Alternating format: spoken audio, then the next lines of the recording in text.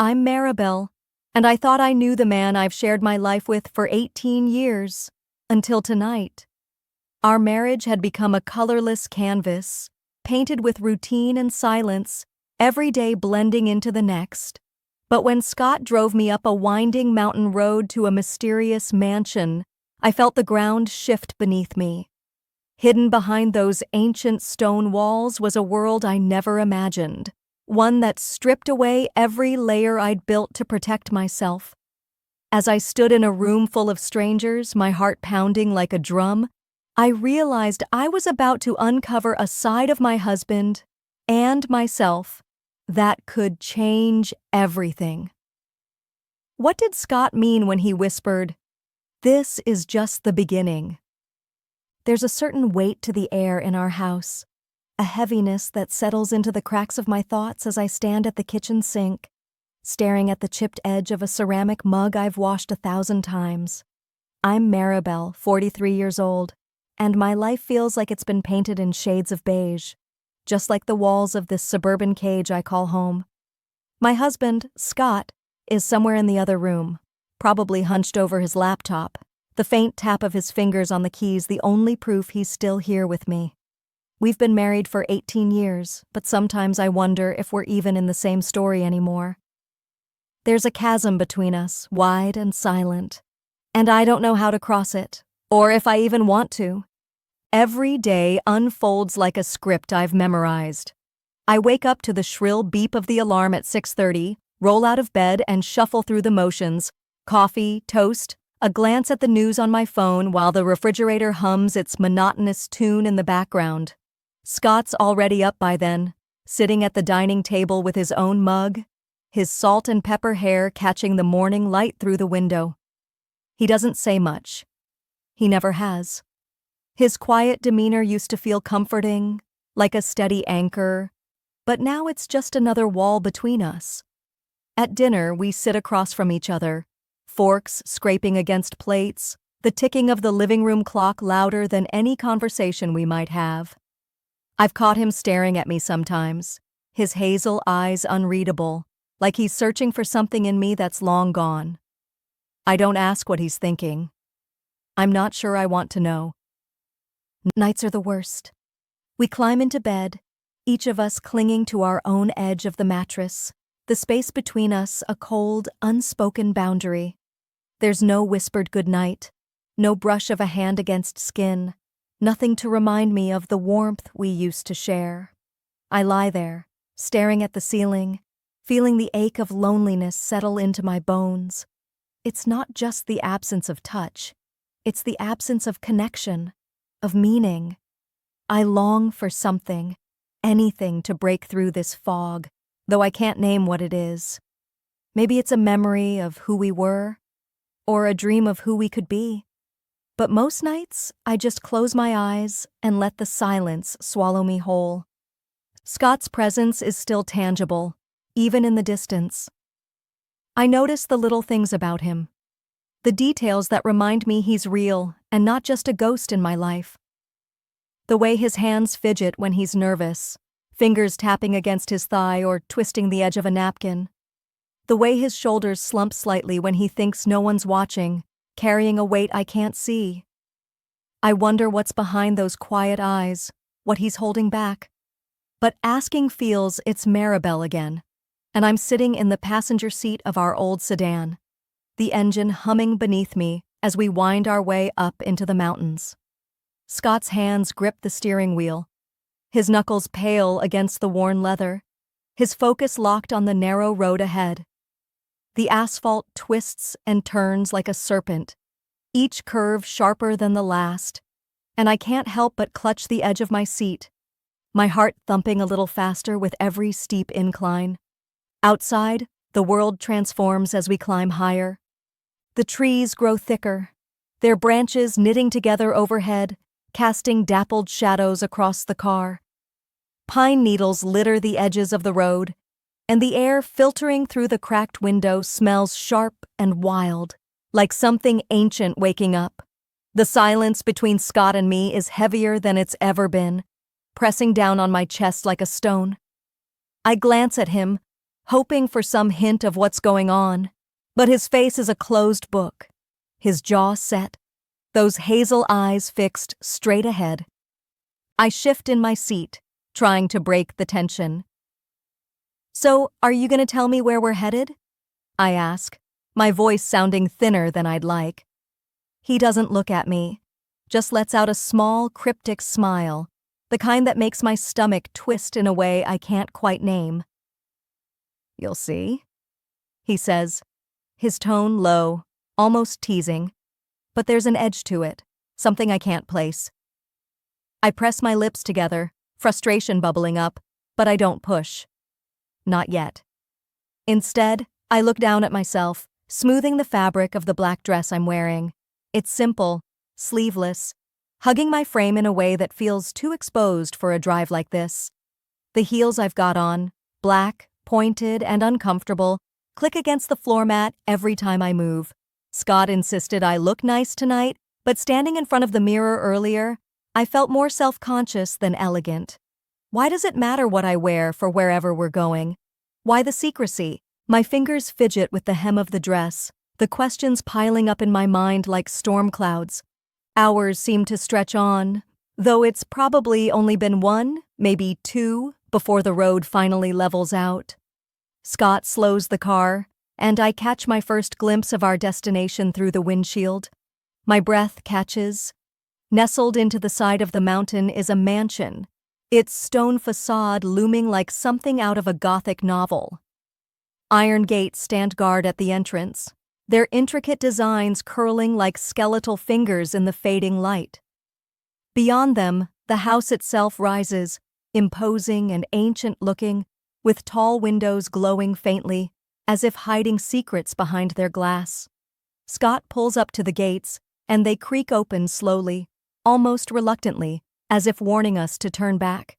He drives through, the gravel crunching under the tires, a sound that grates against my nerves. I'm Maribel, still reeling from the sight of this eerie mansion as Scott parks the car near the grand entrance. The gravel crunches one last time under the tires, and the silence that follows feels suffocating. I step out, my heels unsteady on the uneven ground, the cool mountain air biting at my bare arms. Scott comes around to my side, his hand brushing my lower back as he guides me toward the massive oak doors. There's a strange intensity in his touch, a purpose I can't decipher, and it sends a shiver down my spine that has nothing to do with the cold. We step inside, and the air shifts, heavy with the scent of aged wood and something faintly smoky. The foyer is dimly lit, all high ceilings and shadowy corners, with a grand staircase spiraling up into darkness. My heart is already racing, a mix of anticipation and unease, as Scott leads me down a long hallway. The walls are lined with old portraits, their painted eyes seeming to follow us with every step. My heels echo on the polished floor, each click amplifying the tension knotting in my chest. Finally, we stop before a set of double doors, intricately carved with swirling patterns that look almost alive in the flickering light of nearby sconces. Scott pauses, his hand resting on the brass handle, and for a moment, he looks at me, really looks at me, with an expression I can't read. There's something raw in his hazel eyes, something that makes my breath hitch. Then, without a word, he pushes the doors open. The room beyond takes my breath away. It's vast, with deep burgundy walls that seem to drink in the light, plush rugs softening the hardwood floor, and a roaring fireplace at the far end casting a warm, golden glow over everything. But it's not the opulence that stops me cold. It's the people. 13 men are already here, scattered across the space. Some stand near the walls, hands in pockets or holding crystal glasses of amber liquid, while others lounge on leather sofas, their postures relaxed but their eyes sharp. They're all dressed impeccably, some in dark tailored suits, others in more casual but still elegant attire, silk shirts, crisp slacks, polished shoes. Their ages vary from men in their late 20s with sharp, hungry gazes to older ones in their 50s, their faces etched with experience and authority. Their expressions range from curious to intense, some locking eyes with me the moment I step in, their stares piercing through me, while others glance at Scott with subtle nods of acknowledgement, as if they've been expecting us. My mind spins, confusion crashing over me like a wave. What is this? Who are these people? I turn to Scott, my voice trembling as I whisper, "What's going on? What is this place?" He doesn't answer right away, just guides me forward with a firm hand on my back, leading me to the center of the room. The weight of all those eyes on me feels like a physical thing, pressing down on my shoulders, making my skin prickle. Then Scott speaks, his voice low and deliberate, each word slicing through the haze in my head. "Tonight, you won't just be mine." My heart stops. I freeze, my breath catching in my throat as I stare at him, searching his face for some sign that I've misheard. But his expression is unyielding, almost expectant, as he steps back and settles into a deep leather armchair near the fireplace. He crosses one leg over the other, his gaze fixed on me, unblinking, as he adds, "I want to see the real you." The room tilts. My pulse is a wild drum in my ears, my thoughts a tangled mess of shock and disbelief. What does he mean? What is he asking of me? I want to scream, to demand answers, but my voice is trapped somewhere deep inside. Before I can find it, movement catches my eye. One of the men steps forward, his presence commanding as he closes the distance between us. He's tall, with dark hair swept back and eyes so deep they seem to pull me in. His steps are slow, deliberate, each one echoing in the charged silence of the room. He stops just inches from me, his presence overwhelming, like a storm I can't escape. I'm Maribel, standing in the center of this opulent room, my heart pounding so hard I'm sure everyone can hear it. The man in front of me doesn't speak at first, just lets his gaze travel over me, slow and deliberate, as if he's peeling back every layer I've ever hidden behind.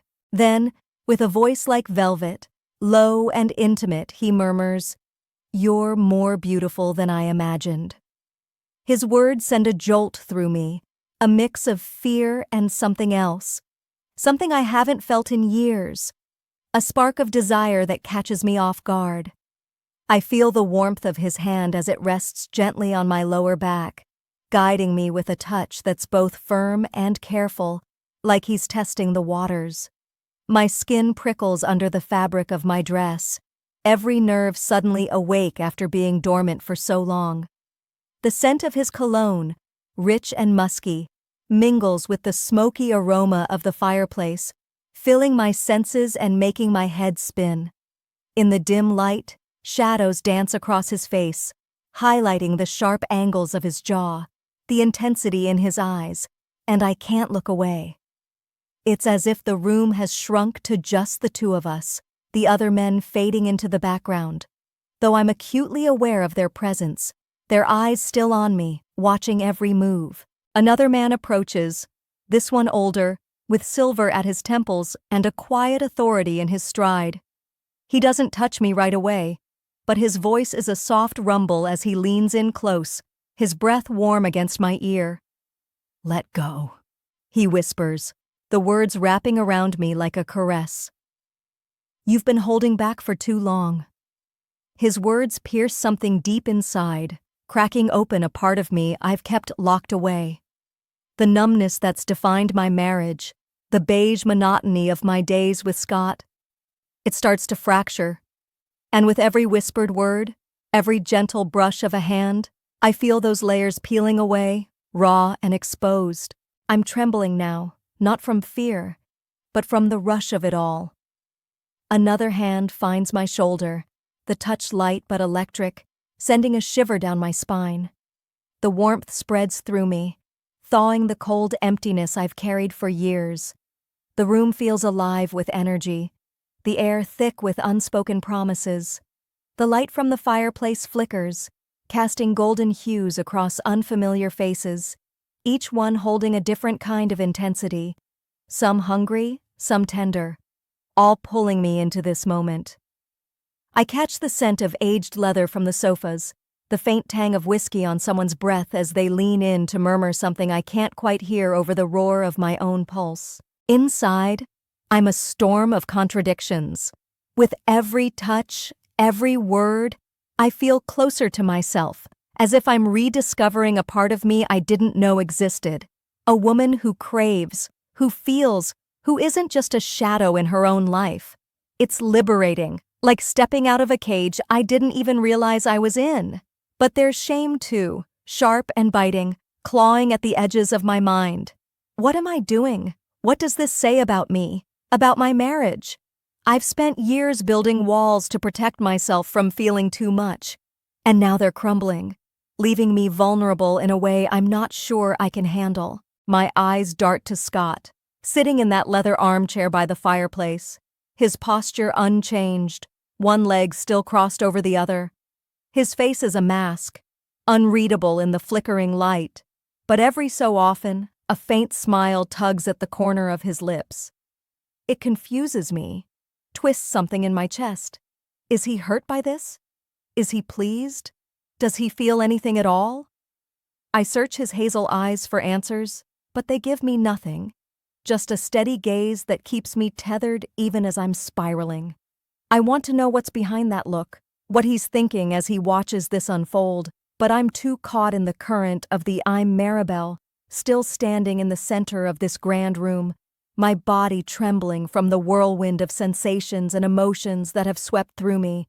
The air feels charged, almost electric, as the warmth of unfamiliar hands lingers on my skin, each touch a reminder of the boundaries I've crossed tonight. My heart is a frantic rhythm in my chest, and my mind is a tangled mess, caught between the rush of rediscovery and the weight of uncertainty.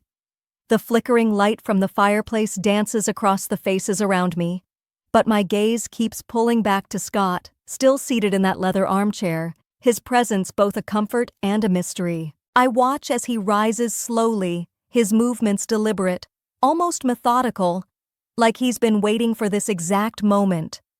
The firelight catches the lines of his face, casting shadows that deepen the intensity of his expression.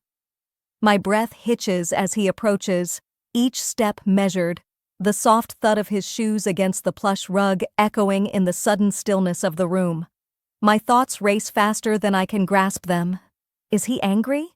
Does he regret bringing me here, exposing me to this strange, intoxicating world? Or is there something else behind his silence, something I've missed all these years? I brace myself, anticipation and fear knotting together in my stomach, unsure of what he'll do when he reaches me. He stops just in front of me, closer than I expected, and I can feel the heat of his presence, a stark contrast to the cool uncertainty I've been drowning in.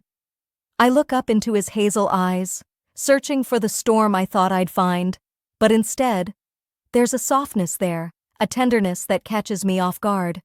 It's a look I haven't seen in so long, one that tugs at memories of quieter, warmer times between us. Before I can process it, he reaches for something behind him, a thick, soft blanket that had been draped over the arm of his chair. With a gentleness I didn't anticipate, he unfolds it and wraps it around my shoulders. The weight of it settles over me like a shield, the warmth seeping into my skin, grounding me in a way I didn't realize I needed. It's as if he's wrapping me in more than just fabric, as if he's offering a piece of himself I thought was lost. Then, his hand finds mine, his fingers curling around my own with a firmness that feels both protective and intimate.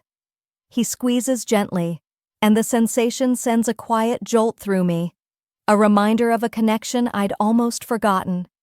His touch is steady, reassuring, and for a moment, I'm transported back to the early days of our marriage, when a simple gesture like this could speak volumes. His voice, when he finally speaks, is low and steady, a quiet rumble that cuts through the haze in my mind. "This was just the beginning," he whispers, his breath warm against my ear. "Next time, there'll be 15. The words hit me like a wave, sharp and unexpected, stealing the air from my lungs. My breath catches, a small gasp escaping before I can stop it. 15?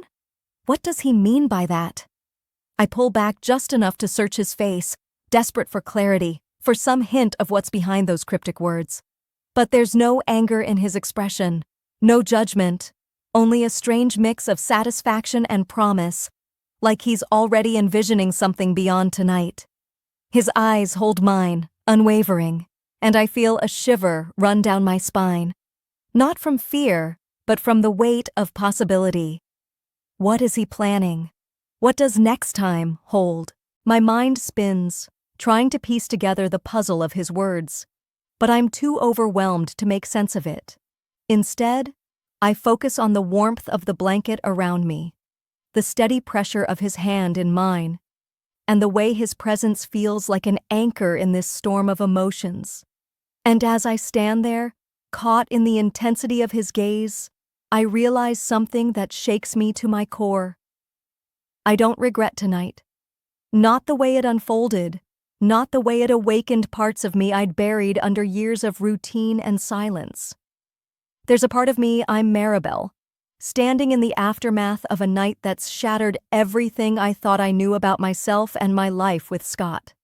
The room, once buzzing with an electric tension, now feels like a hollow shell as the men begin to disperse, their footsteps soft against the plush rugs, their voices reduced to murmurs that fade into the shadows. Scott's hand is still in mine, warm and steady, and without a word, he guides me toward the double doors we entered through what feels like a lifetime ago. I glance back one last time, catching the dying glow of the fireplace, the burgundy walls seeming to absorb the last remnants of the energy that pulsed through this space. It's quieter now, almost reverent, as if the mansion itself is holding its breath after what transpired. We step into the hallway, the echo of my heels muted by the weight of my thoughts. Scott's touch on my lower back is gentle but firm, steering me through the labyrinth of corridors lined with those eerie portraits, their painted gazes no longer as unsettling as they were on the way in. Maybe it's because I've faced something far more intense tonight, something that stripped me bare in ways I never expected. The grand foyer looms ahead, the high ceilings and shadowy corners feeling emptier now, the air cooler against my skin despite the blanket still draped over my shoulders. The massive oak doors creak open, and the bite of the mountain night hits me, sharp and bracing, as we step outside. The gravel crunches underfoot, a familiar sound that grounds me as we make our way to the car, the iron gates standing silent behind us, no longer a barrier but a memory of the threshold I crossed. Scott opens the passenger door for me, and I slide in, the leather seat cool against my legs through the thin fabric of my dress. He rounds the car and settles into the driver's seat, the engine humming to life with a low growl. We pull away from the mansion, the stone facade shrinking in the rearview mirror, swallowed by the darkness of the mountain as we begin our descent. The roads twist and turn, just as they did on the way up, but now they feel different. Like we're not just driving down a physical slope but into a new reality, one I can't yet grasp. The trees loom overhead, their branches clawing at the sky, casting jagged shadows across the windshield. The silence between us is thick, heavier than it's ever been, but it's not uncomfortable. It's as if we're both too full of thoughts to speak, too tangled in the weight of what tonight means. Every so often, Scott reaches over, his hand resting on my knee, a quiet gesture that feels both possessive and reassuring. I don't pull away. I let the warmth of his touch anchor me, even as my mind spins. I stare out the window, the darkness outside a mirror to the chaos inside me. What happened back there? It's still sinking in, like a stone dropped into deep water, the ripples spreading through every part of me. I feel liberated in a way I never thought possible, as if I've shed a skin I didn't even know I was wearing. For the first time in years, I felt alive, truly alive, caught in a moment that was raw and unfiltered, a dance of desire and discovery that I can't fully put into words. But there's something else too, a tethering, a pull that binds me to Scott in a way that's both thrilling and confusing. His presence, his gaze, the way he orchestrated this night, it's changed how I see him, how I see us. I thought I knew every corner of our marriage, every crack in the beige monotony, but now I'm not so sure. There's a depth to him I hadn't glimpsed before, a complexity that draws me in even as it unsettles me. And the strangest part? I don't regret it. Not a single moment. Not the way my heart raced under the weight of those unfamiliar eyes, not the way my body responded to touches that weren't Scott's, not even the vulnerability that left me trembling.